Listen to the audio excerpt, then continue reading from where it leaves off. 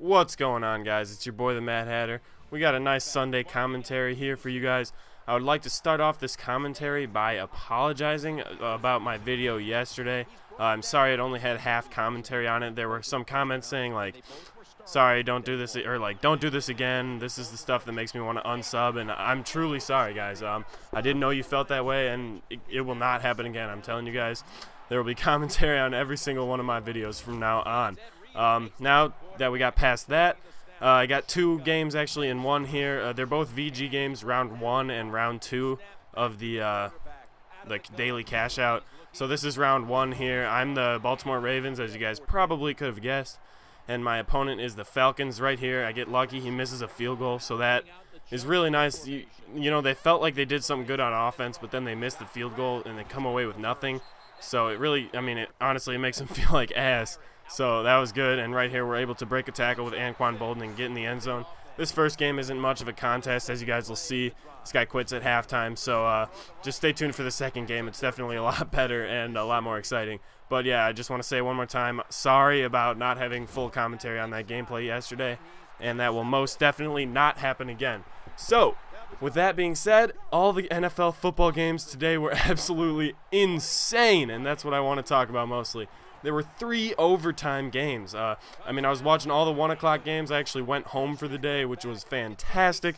Got a nice home-cooked meal, which was absolutely delicious. Some pot roast, some potatoes, some carrots. Delicious. There's nothing better than a home-cooked meal after being at college and being in the dorm. So, all those 1 o'clock games were absolutely insane. I mean, NFC North had crazy games in itself. The Bears, thank God, were able to beat the Rams pretty easily. We looked pretty good. Our D looked awesome. Jay Cutler looked all right. I mean, he didn't make too many big mistakes, which was good because the Rams defense actually had been playing pretty well the past couple weeks. But the Vikings beat the 49ers, which, I mean, it surprised me, but honestly, Christian Ponder has impressed me most out of the I mean, Christian Ponder is a solid quarterback, and I think will be a solid quarterback in this league for a long time. And what else happened in the NFC North? Oh, the Lions. Dude, that crazy Hail Mary at the end to send it to overtime. I was pissed Matthew Stafford got hurt because I have him on my fantasy team. It's the only reason I ever root for the Lions is fantasy football. But I'm glad the Titans pulled it out in the end. We get to see the Bears take another game up on the Lions, which is always nice. And I believe I don't know when the Packers play this week. I haven't heard anything about it. Maybe I'm just an idiot right now, but I don't know. As you can see right here, this guy is the Green Bay Packers, and I'm the Baltimore Ravens. This is the second game here, the round 2 of the daily cash out, or whatever you want to call it, on Virgin Gaming. This guy was pretty good, as you can see. He runs no huddle all game, which I hate defending. It's just really frustrating. Your defense gets tired. You have to have the same personnel out there. He's audibling around. It's pretty tough to cover. But, you know, we got to do what we got to do. Right there, Jermichael Finley is a beast.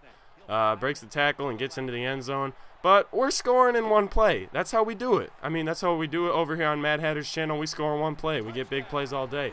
So, there we go. We're up 14-7 in the blink of an eye. Quite literally. Yeah, so today there was tons of crazy football action. It was a great day, and there's still more to come. The Broncos and Texans are playing right now as I'm commentating this. As soon as I finish commentating it, I'm about to finish up watching that game. Hopefully it's a good ending. Pretty crazy first half with the safety and all that. So we'll see. We'll see how that game ends. And right there you see a huge holding call. He actually got the 3rd and 1. And it was a holding call, so it made it 3rd and 11, and then that's a totally different ball game. You have to pass it in that situation, so I'm playing all pass, and I'm able to come up with the pick with Ed Reed. Dude is a monster out there. I mean, Ed Reed is absolutely insane on this game, and right back at him. You can see we just hit the big plays over and over. These receivers on Baltimore finally have something to say about the game, and right here, this is why I use the Ravens. Their defense hits hard. I mean, it's in the same category as the 49ers. They hit extremely hard, force fumbles that really I had nothing to do with. The computer just does it for me, which I like. I'm going to be honest. I like when the computer makes the game easier for me. It makes it more fun to play, and it's easier to win. So why the hell not use an awesome team when you're playing for money? I mean, when you're playing for fun, just messing around, go ahead and use your use your Browns or Bucks or, you know, one of these teams that aren't amazing. But when you're playing for money and it's a really serious game, I think you really do have to go with the better teams in the game.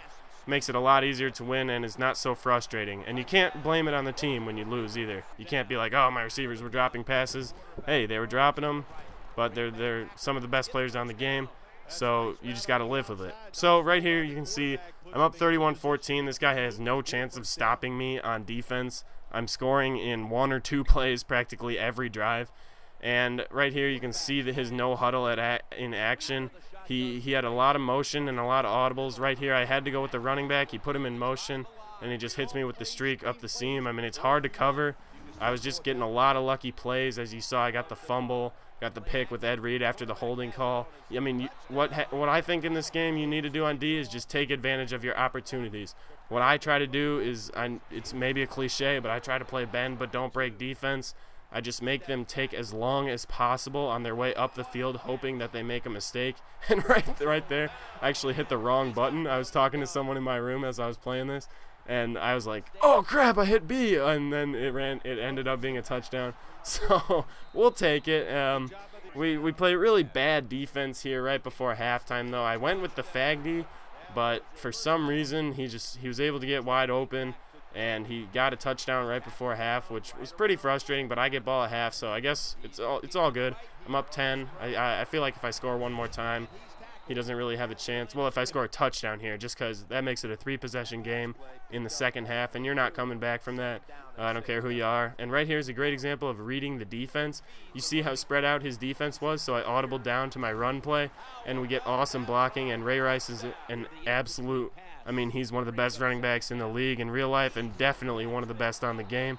So right there, we're able to get a touchdown, and we have a 3-possession lead, so we're trying to make him take as long as possible to score the ball, because that is how we're going to win the game.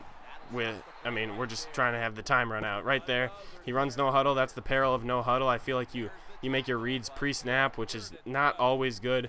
He throws into coverage, and Kerry Williams is able to get the interception, which is awesome for me, not so good for this kid. And right now I'm milking clock. It's a money game. I had to go to class, I think, so my bad if the student who I played is watching the game.